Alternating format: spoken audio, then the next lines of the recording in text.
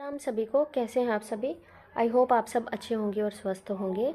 और आज जो है हम वाचन के उद्देश्य टॉपिक शुरू करेंगे। पिछले वीडियो में हमने वाचन के महत्व जो है पूरा टॉपिक कंप्लीट कर लिया था। अब हम ये शुरू करेंगे। कहता वाचन शिक्षण भाषा शिक्षण के 4 मुख्य उद्देश्यों में से एक है। जो 4 मुख्य उद्देश्य थे उनमें से एक है भाषा वाचन शिक्षण। महत्व और उद्देश्यों में सामान्यतः कोई विशेष अंतर और दृष्टिगत नहीं होता है। कि अगर देखा जाए तो महत्व और उद्देश्यों में सामान्यतः नॉर्मली जो है कोई भी जनरली कोई भी मतलब डिफरेंस नहीं होता है, सेम ही होते हैं एक तरीके से। जैसे पिछले चैप्टर में हमने देखा था ना, सोपान और विधियाँ, मैंने बताया था कि सेम ही होते हैं। सोपान और विधियाँ भी एक तरीके से सेम ही चीज़ें होती हैं, अलग अलग नहीं हैं।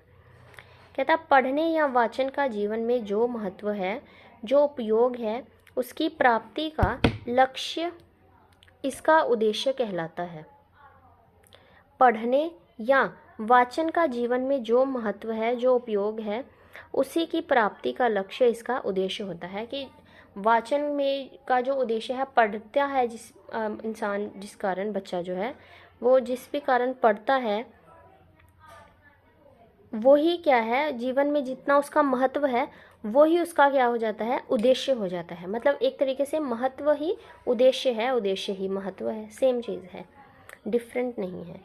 कहता वाचन के निम्नलिखित उद्देश्य हैं, इसके मोटिव्स क्या हैं पढ़ने के। बालक को वाचन की शिक्षा देने का प्रथम उद्देश्य है वह स्वर, व्यंजन तथा अन्य अक्षरों के साथ साथ शब्दों का शुद्ध उच्चारण कर सके। कि जब बच्चा पढ़ता है, ऑब्वियस सी बात है, जब हम पढ़ते हैं तो हमारा उच्चारण शुद्ध होता है। ये हम बहुत बारी जो है डिस्कस कर चुके हैं। कैसे शुद्ध होता है, हमें एक बारी गलती पता चलती है। हम एक बार गलती करेंगे, कोई सुधारेगा, दूसरी बार गलती करेंगे, कोई सुधारेगा, तो फिर धीरे धीरे क्या है, हमें ज्ञान हो जाएगा और हमारा उच्चारण जो है अपने आप शुद्ध हो जाएगा। तथा स्वर, गति, लय और प्रवाह के साथ पाठ्य सामग्री को पढ़ सके। इसका ये भी उद्देश्य है कि इतना सिखाया जाए, ऐसे सिखाया जाए, ऐसे पढ़ाया जाए कि बच्चे को ये पता चल जाए कि उसे किस गति से बोलना है, किस स्वर से बोलना है, किस लय से बोलना है और किस प्रवाह के साथ बोलना है। ठीक है, उसे इन सब बातों का भी ज्ञान हो जाए। नेक्स्ट है बालक में अर्थ ग्रहण करने की क्षमता उत्पन्न करना।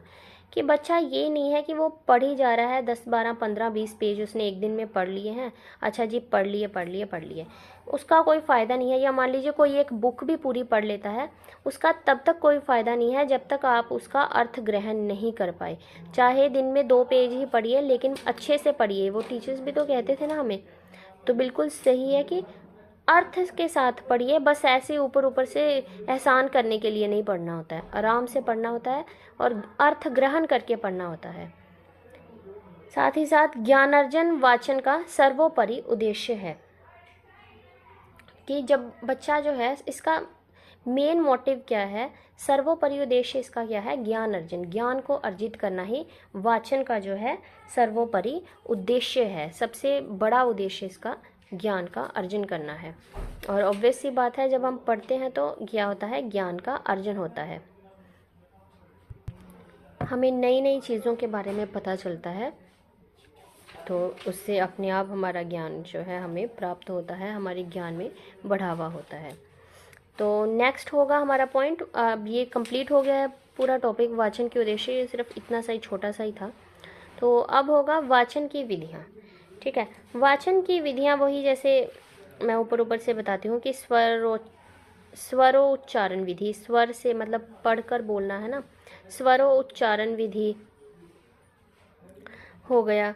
साथ ही साथ अक्षर बोध विधि, इसके बाद अनुकरण विधि, अनुकरण मतलब जैसे जैसे लिखा हो वैसे वैसे ही लिखना। सामूहिक पाठन विधि, कहानी विधि, समवाय विधि, ध्वनि साम्य विधि, देखो और कहो विधि आदि। बस 8, ये 8 पॉइंट्स हैं और हम इसे नेक्स्ट वीडियो में अच्छे से पढ़ लेंगे।